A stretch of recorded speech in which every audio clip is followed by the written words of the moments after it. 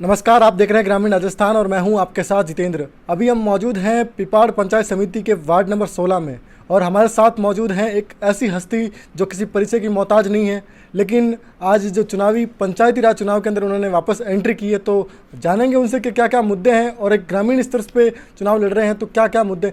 Madam, सबसे पहले तो आपका संक्षिप्त में परिचय। सप्रेम सभी दर्शकों को मैं नमस्कार करना चाहूँगी। मेरा नाम सोनिया चौधरी है और आप अगर मेरे राजनीतिक बैकग्राउंड के बारे में जैसे कि आप सभी परिचित हैं, और उसके अलावा मैं आपको बताना चाहूँगी कि मैं पूर्व सांसद बद्रीराम जाखड़ की पौत्री हूँ और प्रमिला चौधरी जो कि वर्तमान में सरपंच है खारा खंगार के, उनकी पुत्रवधू हूँ। अभी मेरा जो ये इंटरेस्ट या फिर मेरा इंक्लिनेशन जो पंचायती राज के चुनाव में है, हम अभी बेसिकली वार्ड नंबर 16 साथीन से मंडल का चुनाव हम लड़ रहे हैं। अब इसमें मेरा इंक्लिनेशन उस साइड है, अगर आप जानना चाहेंगे तो इसका कारण एक ही है, क्योंकि जो सिस्टम है पंचायती राज लेवल का जो सिस्टम है वो 3 टियर में बटा हुआ है।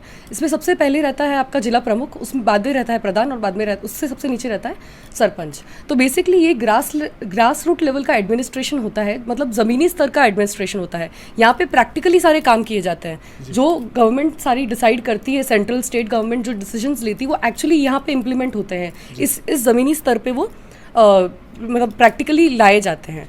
तो बेसिकली इस कड़ी को मजबूत बनाना सबसे ज़्यादा ज़रूरी इसलिए है क्योंकि देखो, जब आपका सरपंच आपके गांव के लिए काम करना चाहेगा तो उसके पास कुछ फंड आना चाहिए, उसके पास पीछे से कुछ प्रोविजंस आने चाहिए जिस पे वो काम कर सके।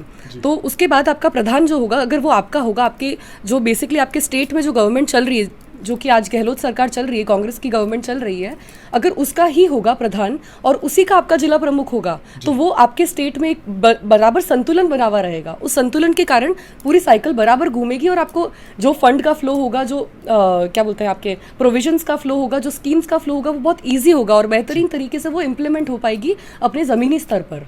सो मेरा अब मेन इसमें मेरा एक एम और है कि जो विमेन रिजर्वेशन किया है गवर्नमेंट ने, ये वैसे तो देखा जाए तो हम इक्वालिटी की बात करते कि विमेन मेन सब बराबर है, पर ये जो चीज़ है इसने इस लेवल पे पंचायती राज के लेवल पे ज़मीनी स्तर पे बहुत ज़्यादा औरतों को आगे बढ़ाने का प्रयास किया है। बहुत अच्छा, ये बहुत ही एक अच्छी चीज़ है। मैं नहीं चाहती कि मैं रिजर्वेशन को ज़्यादा सपोर्ट नहीं करती, बट इसमें मेन मुद्दा यही है कि इसी तरीके से आपके गांव की महिलाएं जो है वो आगे आ रही है। और जो अभी इन्होंने इम्प्लीमेंट किया है कि महिला सरपंच है तो महिला ही काम करे, या फिर महिला प्रधान है, या फिर जो भी मंडल सदस्य है जो भी है वो महिला ही काम करे, तो ये भी बहुत ही अच्छा डिसीजन है, सो दैट लोग एजुकेट हों, इस चक्कर में लोग शिक्षा को महत्व दें और इसी तरीके से आगे बढ़ते रहें। मैम, सोनिया जी, जानना चाहूँगा सीधा कि आप अगर चुनाव जीत जाते हैं तो सबसे पहले साथीन गांव के लिए, क्योंकि आप वार्ड नंबर 16 से आप प्रत्याशी हैं और इसी वार्ड से आप चुनाव लड़ रहे हैं, तो सबसे पहला क्या काम रहेगा आपका? मैं सबसे ज़्यादा तो मेरा हमेशा से फोकस एक ही है कि मैं एजुकेशन को, जो कि शिक्षा को प्रमोट करूं। फिर उसके बाद में जो हेल्थ फैसिलिटीज़ होती है, स्वास्थ्य की जो फैसिलिटीज़ होती है, सुविधाएं होती है, उनको प्रमोट करूं। उसमें मैं अपना कुछ योगदान दे पाऊं। जैसे कि बैकग्राउंड का भी फ़र्क पड़ता है, फिर कुछ एजुकेशन का भी फ़र्क पड़ता है, हर चीज़ का फ़र्क पड़ता है। जब कड़ी से कड़ी जुड़ेगी, जब आगे से पूरा ये आपका डिसीजन मेकिंग ईजी हो जाएगी, तो ऑटोमेटिकली चीज़ें उस स्तर पर आएगी और प्रैक्टिकली वहाँ पे काम होगा और विकास होगा, ज़रूर होगा। मैम, आपके शिक्षा के बारे में जानना चाहूँगा, कहाँ से आपने शिक्षा हासिल की और किस तरह से? बेसिकली मेरा जो एजुकेशन हुआ है, प्राइमरी एजुकेशन जो मेरा जोधपुर सेंट पैट्रिक्स स्कूल से हुआ है, सेंट पैट्रिक्स विद्या भवन, और उसके बाद में जो मेरी कॉलेज हुई है वो निर्मा यूनिवर्सिटी अहमदाबाद से मैंने केमिकल इंजीनियरिंग किया है। सो बेसिकली अभी तक तो मेरा वही एजुकेशन हुआ है, आगे मैं और करना चाहूँगी, मैं इस पर रुकूंगी नहीं, बिकॉज सीखने का कोई समय नहीं होता, कोई उम्र नहीं होती। तो ये तो मैं सबको बोलना चाहूँगी कि ज़्यादा से ज़्यादा लोग पढ़े लिखे और आगे बढ़े, सबके लिए ही है। सब लोगों को बहुत ज़्यादा पढ़ना चाहिए, आगे बढ़ना चाहिए, इससे आपका मानसिक विकास होता है और आप कुछ ना कुछ समाज को वापस दे पाते हो। मैम, आप खुद एक नारी हैं और एक शिक्षित नारी हैं, तो मैम ग्रामवासियों की जो अमूमन जो लड़कियां होती हैं वो पढ़ नहीं पाती, तो उनके बारे में मैम क्या संदेश और आपकी ओर से क्या प्रयत्न किया जाएगा अगर भविष्य में अगर आप चुनाव? अब इसमें बहुत सारी चीज़ें होती है। मैं ऐसा नहीं बोलती कि सब लोग अपनी इच्छा से नहीं पढ़ते हैं। कुछ लोग अपनी इच्छा से नहीं पढ़ते क्योंकि उनको आगे कोई फ्यूचर या भविष्य नहीं दिखता है। कुछ लोग अपनी आर्थिक स्थिति की वजह से नहीं पढ़ पाते हैं। तो अब बेसिकली जो इच्छा से नहीं पढ़ते उनके लिए तो मोटिवेशन ही एक मतलब फाइनल तरीका है उनको समझाने का, लाइक उनको बैठ के समझाने का कि आगे बहुत अपॉर्चुनिटीज़ है, आगे बहुत आपके लिए जगह है जहाँ पे आप पढ़ लिख के आप कुछ कर सकते हो। दूसरी बात, जो आर्थिक प्रॉब्लम्स होती है, आर्थिक जो नहीं, बिकॉज वो अपने बच्चों को फिर किसी और काम में व्यस्त कर देते कि भाई तुम ये पढ़ाई नहीं करके तुम ये काम करो, दुकान पे बैठ जाओ या खेती बाड़ी कर लो या जो भी। तो इसमें हम लोग देखो गवर्नमेंट ने बहुत स्कीम्स निकाल रखी है, गवर्नमेंट फ्री एजुकेशन प्रोवाइड करता है, एकदम मुफ्त की शिक्षा बच्चों को मिलती है। बट अब इसमें सिर्फ ज़्यादा आपको मोटिवेट करके उनको ये बताने का कि सिर्फ खेती बहुत इंपॉर्टेंट है, मैं नहीं बोलती कि खेती इंपॉर्टेंट नहीं है, पर जो बच्चा एक बार वो बच्चा एटलीस्ट 10th या 12th पास हो तो उसको कभी अपॉर्चुनिटी मिले, मान लो आंगनबाड़ी में मिले या फिर कोई भी नरेगा की स्कीम्स में मिले, कोई दूसरी गवर्नमेंट की स्कीम्स में मिले, तो एटलीस्ट वो इतना एजुकेटेड तो होना चाहिए कि अपन उसको वहाँ पे प्रोक्योर कर पाएँ।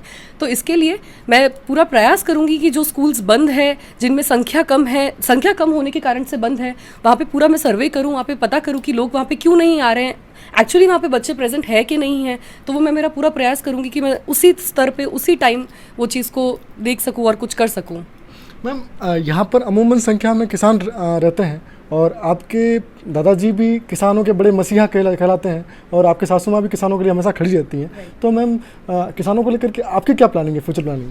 अभी देखो मेनली एक तो जो ये वातावरण का जो असंतुलन आ चुका है, जिसकी वजह से बिना टाइम की बारिश है, जब चाहिए तब नहीं आ रही है, उसके लिए तो पूरे वर्ल्ड को ट्राई करना पड़ेगा, कि पूरे संसार को ट्राई करना पड़ेगा कि आप इस पोल्यूशन के लेवल को कंट्रोल करो, सो दैट यहाँ पे जो ज़मीनी स्तर पे जो फार्मर्स हैं, जो किसान हैं, उनको पूरी प्रॉपर उनकी साइकिल बैठे, ताकि उनका वो मतलब आई मीन किसानी उनकी ख़त्म नहीं हो, उनकी खेती ख़राब नहीं हो।